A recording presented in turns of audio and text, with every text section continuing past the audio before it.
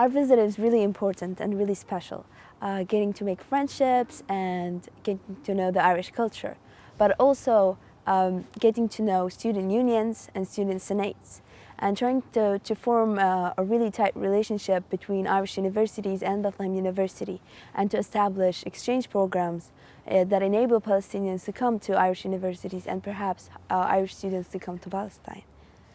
Well, the purpose of this trip is basically representing the Student Senate of Bethlehem University with the student unions of Ireland.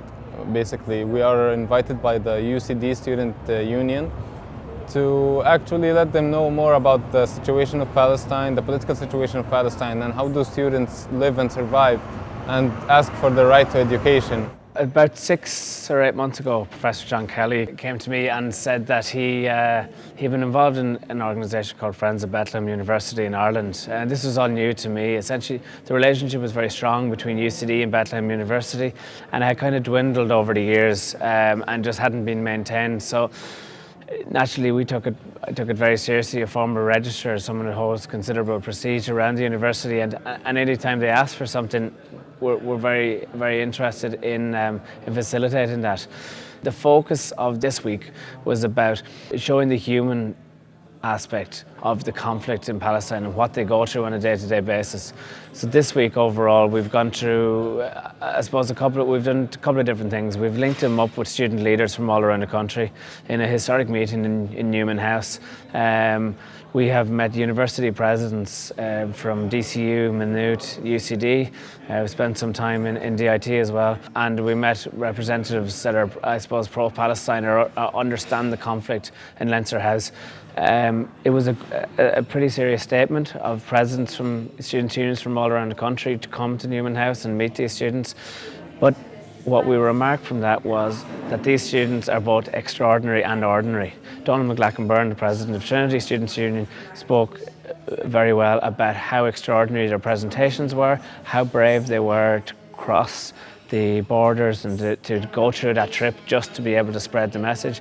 But they were also very ordinary. Elias, the Vice President of the Student Senate, said, "I am a human being, I deserve freedom of mobility and I deserve equality the same as everyone else around this table." And it really struck home, I think, to a lot of us around the table that said, these people are the same as us, they're extraordinary individuals, but at the same time, they're just like us, and the kind of suffering that they're going through is just unacceptable. We presented small presentations about the difficulties that Palestinian students face from, for example, mobility, and how it's difficult to just get to the university, and other issues that face students every day in their daily life.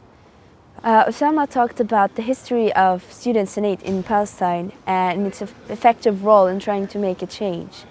Elias talked about exchange programs and the possibility of Palestinian students participating in these exchange programs and what might be the difficulties they face on their way to other countries.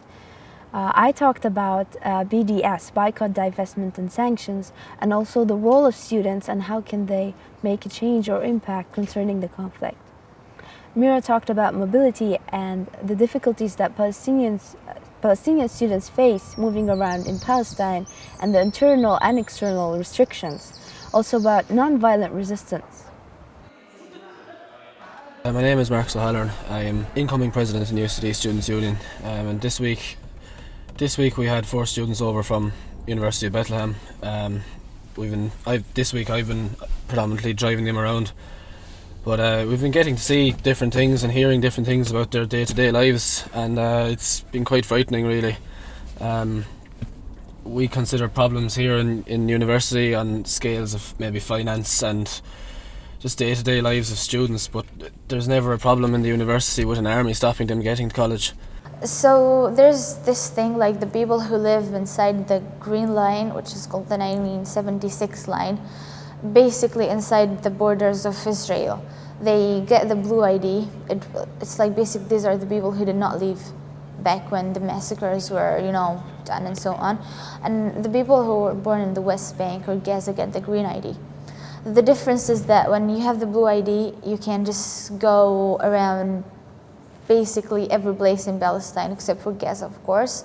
But the people in the West Bank actually need a permit to get in there, to just, for example, visit Jerusalem. Whether it's Christian or Muslims, they need that permit to get into, like I've been saying, the holy places.